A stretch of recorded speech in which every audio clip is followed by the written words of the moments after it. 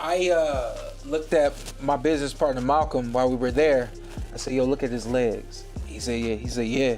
I said, "They're thick. They're in shape. They look very strong." If anybody out there that want to act funny about what I just said, that's my job as a former athlete, as an analyst. I have to analyze everything, right? So I have to analyze how's his weight now distributed across your body. His body, right? Is it distributed a little too much right here in the midsection? Are the legs too thick? And now I'm not seeing the muscle pop and things of that nature.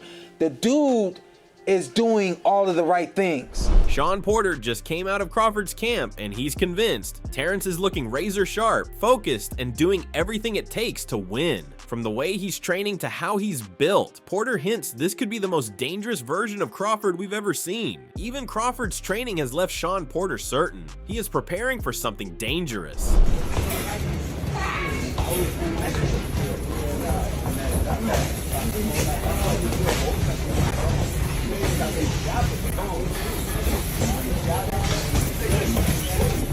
From the very start, his preparation stands out as sharp, disciplined, and deliberate. Each movement is calculated to maximize efficiency and control. There is a quiet confidence in his demeanor, paired with an intensity that suggests complete focus on the task ahead. His timing, precision, and composure all point toward an athlete at his absolute peak. If this level of readiness carries into fight night, it could result in one of the most decisive victories of his career. Crawford also made it clear that he is determined to become the undisputed champion once again.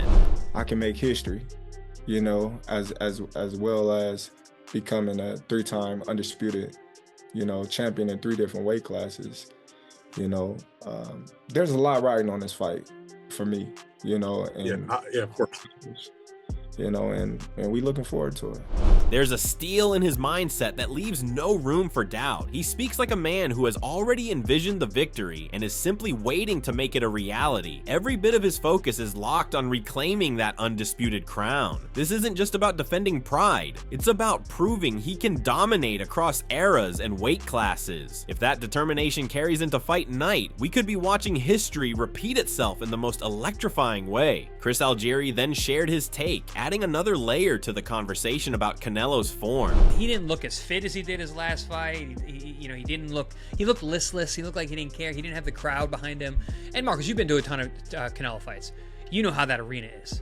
It is insane. Insane. In Vegas, I mean, it's deafening the entire fight.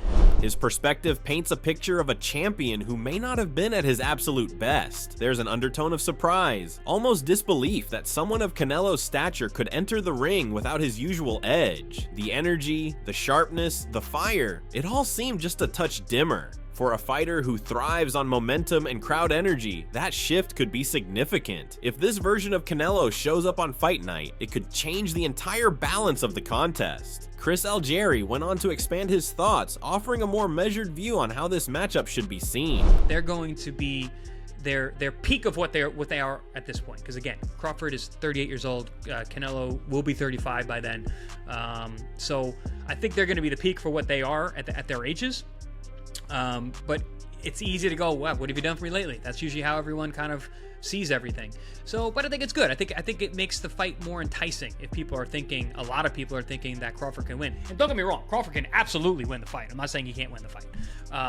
But in terms of, you know, how I see it, it hasn't really changed my thoughts because I know better than to just trust that last thing I saw because there's a lot of confounding factors. He cuts through the hype, reminding everyone that recent performances don't always tell the full story. Both men are seasoned, carrying years of experience that can't be judged by a single fight. His words suggest that the real test will come when styles clash and strategies unfold under the lights. It's a reminder that in boxing, perception can shift in an instant. When that bell rings, all the talk will fade, and the truth will be decided in the ring. Chris Algieri didn't hold back, sticking to his stance and breaking down why size could be the deciding factor.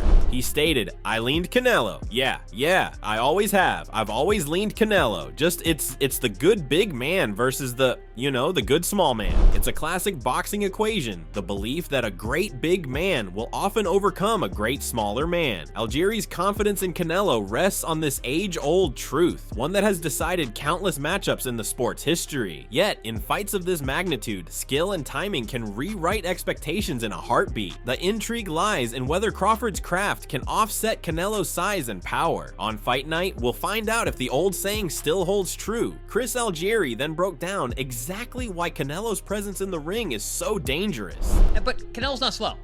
You know, it's not like Canelo is actually a smaller man who's come up to fight a lot of bigger men. You know, because his hand speed, the guys can't deal with him.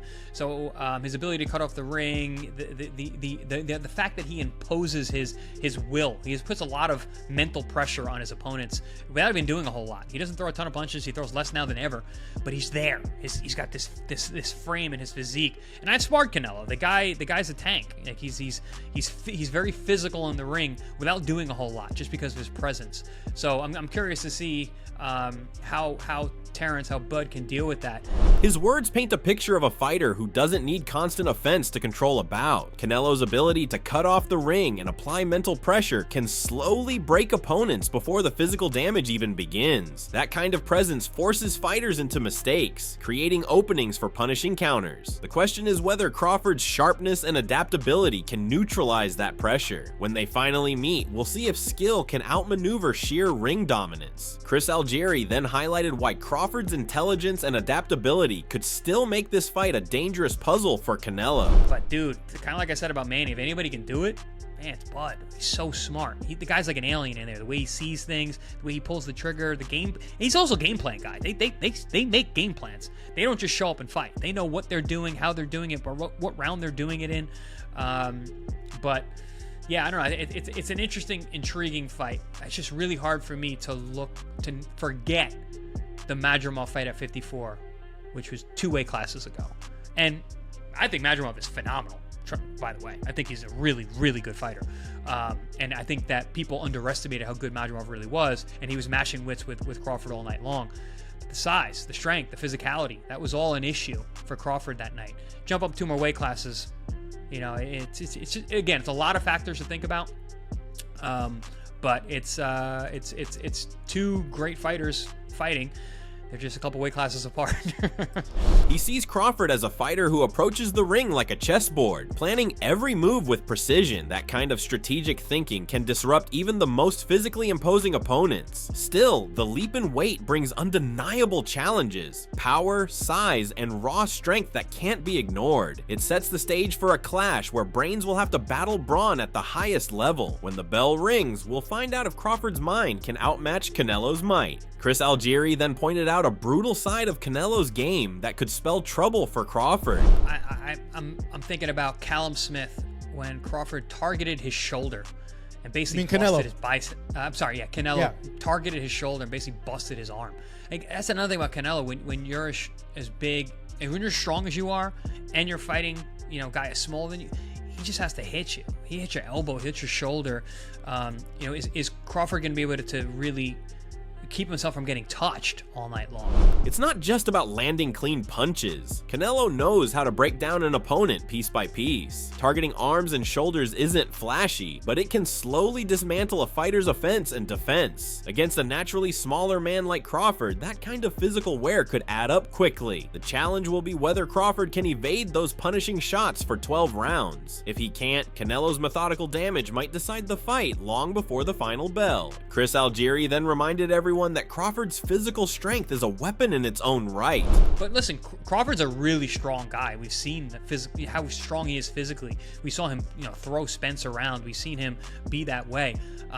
He's not just skilled, he's proven he can bully world-class opponents when the moment calls for it. That kind of raw strength combined with his ring IQ makes him a far more dangerous opponent than his size alone might suggest. If he can impose that physicality on Canelo, the dynamic of the fight could shift dramatically. It would force Canelo to fight on terms he might not expect. On fight night, we'll see whose strength truly dictates the pace. Chris Algieri then questioned how far Crawford can really push his body without losing what makes him special. Yeah, I mean, I don't know. Listen, you're going to give up speed. You're putting on tissue that your body's just not used to. I mean, Crawford has a good frame. He's got long arms. He's got wide shoulders. But you know, where everyone has a ceiling. Where's his actual ceiling? And I know, listen, he gets heavy in between fights. You know, he shows himself on the scale. That's different than lean tissue. Adding muscle isn't just about looking stronger. It changes speed, timing, and endurance. For a fighter like Crawford, whose sharpness and quick reactions are key, even small physical changes can alter performance. The real question is whether he can maintain his explosiveness while carrying the extra weight. If he strikes the right balance, he could pose a huge threat to Canelo, but if the added mass slows him down, it might play right into Canelo's hands on fight night. Chris Algieri then emphasized just how physically imposing Canelo truly is. And I'm sure you've been around Canelo. The guy is just dense. Thick. From his neck to his ankles, everything is thick. He's got thick wrists, thick hands, thick kneecaps, thick ankles. He's got a thick midsection. You know, he's heavily muscled. He's not a big guy, shorter than me, not really wide-shouldered, very, very different build, but heavily muscled, especially around the trunk area. He's built like a block of granite, carrying muscle and density that can wear down opponents over the course of a fight. That kind of frame doesn't just add power, it brings stability and balance that make him hard to push back or move off his spot. Against a fighter coming up in weight like Crawford, that physical presence alone can become a major factor. It forces opponents to fight at Canelo's pace, in Canelo's range. On fight night, we'll see if Crawford can find a way to break through that wall. Chris Algieri then raised the biggest unknown, how Crawford will truly handle life at 168. It's a clash of styles, it's a clash of body types, and yeah, the question is, we've never seen Crawford at 68. And yes, the boxing IQ is there. Obviously, you know, he's had speed, but how fast is he going to be at 68? He's obviously not going to be cutting any weight, you know, so there's that. He'll be fresh. I don't know, moving around that ring, carrying the extra weight, how's that going to feel? Because that can tire you out too. The gas tank can be different. It's uncharted territory for him, and every pound could change how he moves, reacts, and lasts over 12 rounds. While skipping a weight cut might leave him fresher, carrying that extra mass can drain the gas tank faster than expected. The real battle could be between maintaining his trademark speed and adapting to the heavier frame. If he finds that perfect balance, it could neutralize Canelo's size advantage. But if not, the physical demands at super middleweight might tip the scales before a punch is even thrown. But not everyone is convinced the weight will be Crawford's downfall, especially Shawn Porter, who himself visited the camp. They have something called the incline in Colorado Springs. So just in case you don't know, Colorado Springs is about 6,000, a little bit more than 6,000 feet in the air, right? So it's above the altitude. I don't know where Vegas is. Vegas is around 1,000, I believe. So again, in case you don't know, you go up in the altitude, you multiply the blood cells. Then when you come down to what do they call this? Sea level. Sea level, or you come down to where normal people exist. Right. You're able to recover quicker. So it's things like that where people have alluded to him being a snack athlete and things of that, like, you know, what could he possibly? No. He's just doing the right things, and he's always done the right thing. So when I look at how Porter saw a version of Crawford that looked fully prepared for the physical demands ahead. The intensity, the conditioning, and the precision in training all hinted at a fighter ready to meet the challenge head on. His confidence comes from more than reputation. It's from witnessing the work firsthand. That kind of endorsement adds a new layer of intrigue to the matchup. If Porter's read is right, the weight gap might not be the factor many believe it to be. Shawn Porter then explained why this level of preparation could give Crawford a serious edge on fight night. Thick the legs are, but also the muscle is still popping and things like that. It suggests to me that they're really strong, but then he's doing things like going up the incline. So you're already at 6,000 and some change. The incline is a mile up. So while you get to the top, you're at 11,000 feet in the air, 12,000 feet in the air. That's how he's able to pull off the kind of stuff that he's doing. Training at extreme altitude isn't just about endurance. It forges mental toughness and sharpens every physical response. Porter's insight paints the picture of a fighter pushing his body to the limits in ways most opponents never experience. That kind of conditioning can pay off in the championship rounds, where every breath and every step matters. It suggests Crawford is building more than strength. He's building a reservoir of energy and willpower. If that carries into the ring, it could be the deciding factor when the fight gets toughest. Shawn Porter followed up by giving his own take on why this matchup stands apart from all the rest. Right. For me, the biggest thing, which is something that Crawford said, was, who else is there? There's nobody else at my level. And they're mirroring in that respect. Everybody wanted to see Canelo in the ring with El Monstro. with Benavidez, but respectfully, Benavidez does not have that All-time standing. yeah, whereas Crawford does, and that's why we get this fight. Also, why I think we get a brilliant match. He sees it as more than just another big-name clash. It's a meeting of two fighters whose legacies already command respect. Porter's perspective adds weight to the idea that this isn't about hype, but about proving greatness against greatness. The stakes feel higher because both men bring a reputation built over years at the very top. That's what makes the fight so compelling. It's history in the making. When the bell rings, the winner won't just claim victory, they'll claim a place among the sport's elite. Olympic boxer Omari Jones then explained why his pick for the fight is firmly with Crawford. Going with Crawford. Why is that? I just feel like Crawford, he just has the grit, and like me personally meeting Crawford several times, it's like the man is just so competitive. It's like I don't even have to say nothing to him. He'll just like, man, when we sparring, it's like his competitiveness is always gonna put him over the edge, and then he just has that, like, I'm not gonna let you bully me, or his skill set. His reasoning goes beyond just talent. It's about Crawford's unshakable mentality. Jones has seen firsthand how that competitiveness drives him to push harder in every exchange. It's the kind of edge that can't be taught, only built through years of testing yourself against the best. That mindset, combined with elite skill, could be the key to neutralizing any physical disadvantages. If Crawford brings that same fire into the ring, it could tip the balance in his favor when it matters most. Omari Jones also pointed out why Canelo could be facing a very different challenge this time. I feel like it may be a little bit different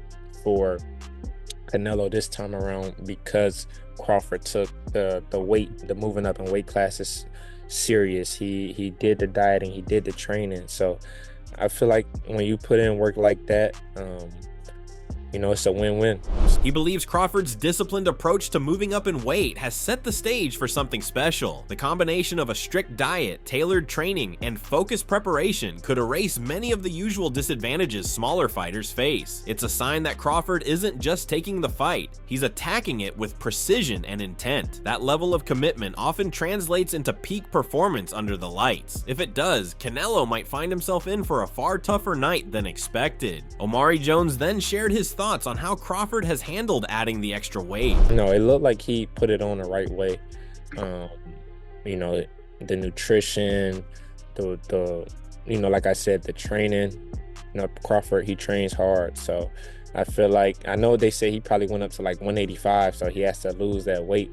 But I think if he did it the right way, which I know he did, he'll be successful in September. He sees it as a calculated process, built on smart nutrition and relentless training. For Jones, it's not just about bulking up, it's about building functional strength without sacrificing speed or endurance. That kind of preparation could be the difference between competing and dominating at a higher weight. It shows that Crawford isn't leaving anything to chance ahead of September. If the plan works, it might allow him to match Canelo's power while keeping his own advantages intact. Chris Algieri then broke down why Crawford's size and speed balance could be the key to this fight. He believes Crawford's strength at welterweight proved he could grow into a bigger frame without losing his edge. But moving to super middleweight is a different challenge, one that demands careful trade-offs between power and quickness. Algieri's point is that preserving speed might be more valuable than packing on extra pounds. In a matchup against Canelo, that agility could open the door to fight-changing opportunities. If Crawford gets that balance right, it might be his ticket to shocking the boxing world. Chris Algieri then explained why, for Canelo, this fight carries its own kind of pressure. Crawford was cutting weight.